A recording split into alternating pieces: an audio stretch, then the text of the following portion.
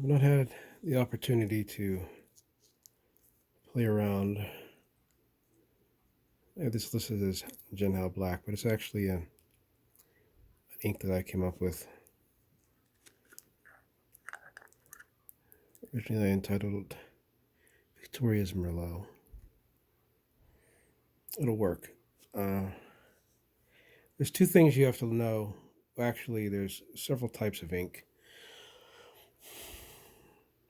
If you've ever done calligraphy or any kind of art drawing using ink for a regular pen, a G2 or something like that, this is not included in that.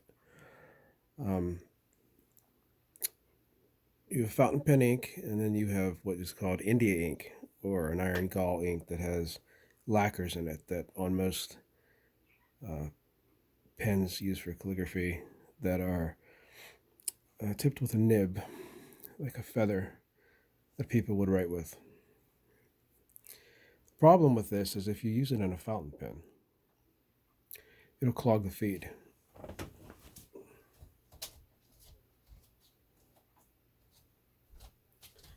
For instance, I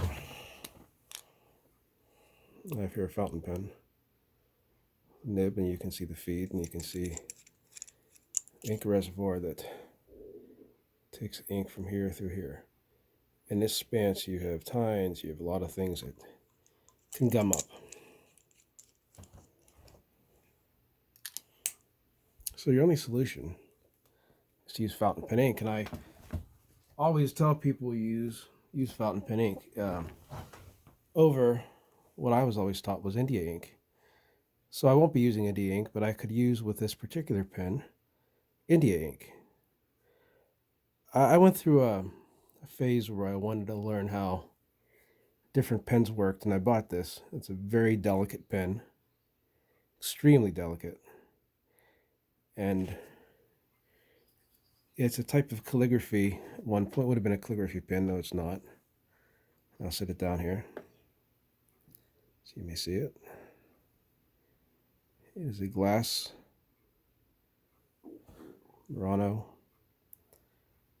It's called Murano. It's a glass Italian pen. It's a solid piece of glass. It's a nib. It's a hand blown piece of glass. Spirals where the ink feeds into it.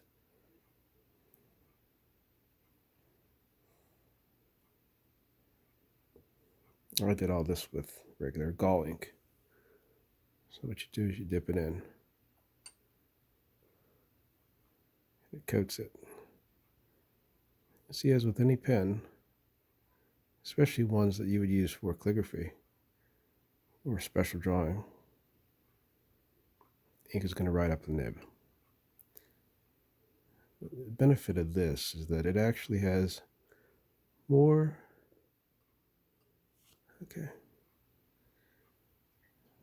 to the tines to hold ink. So you can put down a very wet, consistent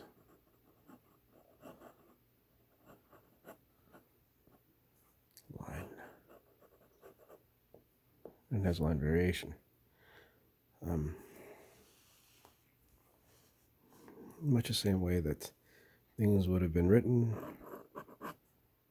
a long time ago. One drawback to it is it's glass. It's scratchy. You can hear that. But you can see the benefits of this. I'm going to let it run till the ink runs out. Done a good bit of ink, good bit of line. I need to recharge it. What you want to do when you use this is, fill it up. You don't want to take it all the way up nib because it's going to drip. Just let that drip once, tap it to get the excess, and you're fine. You're gonna have a lot of feathering. That's just one thing that happens with calligraphy pens, that fountain pens don't have that. So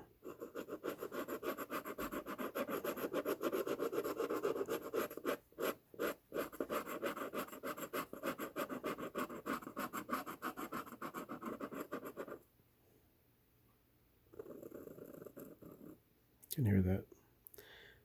This is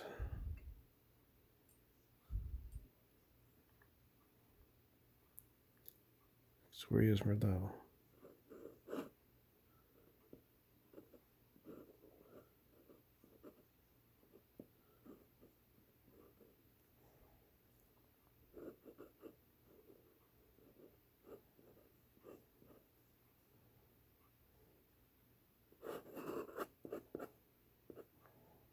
Call it that because it's a mixture of a lot of different inks, but it has a nice purple quality too. It looks like Merlot wine.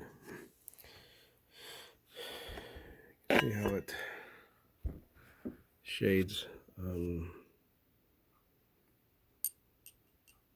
you're writing with this pen. It's very wet, very wet ink, very wet writer.